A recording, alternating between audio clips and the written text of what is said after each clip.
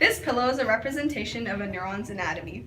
Here in pink, we have the dendrites, which receive a message from the previous neuron. The dendrites act as ears, which hear the message, while the axon terminals act as mouths, which speak the message to the next neuron. The white portion of the pillow is the soma, or the cell body. Within the soma is the nucleus in blue, which organizes the neuron's activities. The portion between the cell body and the axon is known as the axon hillock. In this region, a signal is generated. In green, we have the myelin sheath, which is a layer of fat that speeds up the rate at which messages are passed through the neuron. Rather than passing through all parts of the myelin sheath, the message actually jumps between gaps called nodes of Ranvier. This mechanism of jumping is called saltatory conduction. Saltatory conduction allows messages to be transmitted faster. When the message reaches the axon terminals, it does not simply go through the synapse, the gap between neurons. It is actually carried by chemicals known as neurotransmitters. One example of a neurotransmitter is GABA, which is an inhibitory neurotransmitter in charge of vision, motor control, and anxiety. There are two kinds of neurotransmitters, excitatory and inhibitory. Excitatory neurotransmitters increase the likelihood that a neuron will produce an action potential. Inhibitory neurotransmitters, on the other hand, reduce the chances that a neuron produces an action potential. When the neurotransmitter carries the message through the synapse to the next neuron, it causes a change of shape of the receptor on the next neuron. This change of shape causes the message to pass, either causing an action potential or reducing the chances of one. This is a chemical synapse, which involves the release of a chemical neurotransmitter by the presynaptic neuron. At each terminal, the presynaptic neuron synthesizes the neurotransmitter and packages it in a multiple membrane-bounded compartments called synaptic vesicles. The neurotransmitter then diffuses through the synaptic cleft, the narrow gap that separates the presynaptic neuron from the postsynaptic cell. The postsynaptic membrane is the cell membrane of the postsynaptic cell, which is the receiving neuron.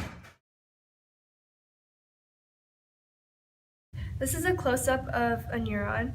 Naturally, the inside of the cell is more negative than the outside, and there is a high concentration of sodium ions on the outside of the cell, and there's a high concentration of potassium ions on the inside of the cell. When the sodium ion channels open, there is an increase in the concentration of sodium ions inside the membrane. When the concentration of sodium ions increases, potassium ion channels open, and the potassium ions leave the cell membrane. The sodium channels close, but some potassium channels are still open.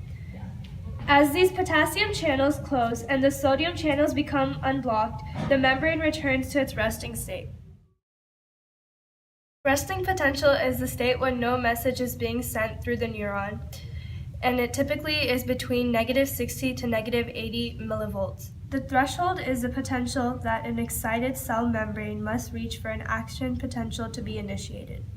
In mammal cells, this value is -55 millivolts. Action potential is a rapid change in the membrane potential of a cell caused by a stimulus which triggers the opening and closing of sodium and potassium ion channels. The sodium channels open and sodium enters the cell.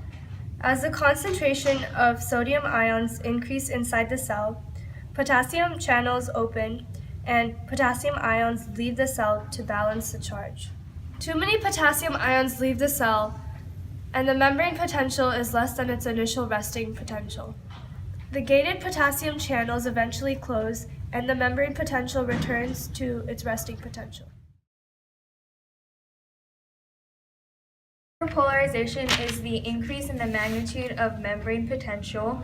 This occurs at -90 millivolts when there is an increase in the outflow of positive ions or the inflow of negative ions. Depolarization is the reduction in the magnitude of membrane potential. This occurs when the sodium ion channels open, allowing sodium to enter the cell, shifting the membrane potential towards +62 millivolts.